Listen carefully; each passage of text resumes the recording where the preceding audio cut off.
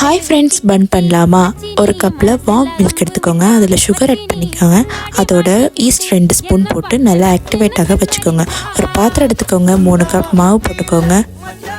ஒரு ஸ்பூன் உப்பு, இல்லை 2 ஸ்பூன் கூட போட்டுக்கோங்க. ஒரு முட்டை உடச்சி ஊற்றிக்கோங்க. இப்போ நல்லா பிளெண்ட் பண்ணி, அதாவது ஹேண்ட் பிளெண்டர் யூஸ் பண்ணி நீங்கள் கையிலே இதை பண்ணிக்கலாம்.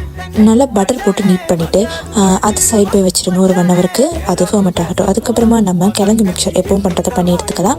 அதே போல் இதுக்கப்புறமா அந்த 1 ஹவருக்கு அப்புறம் இந்த மாவை எடுத்து நல்லா உருண்டையாக பண்ணி எடுத்துக்கோங்க. அந்த உருண்டைகளை நல்லா மாவு போட்டு தேய்ச்சி நல்லா நீட் பண்ணி எடுத்துக்கோங்க.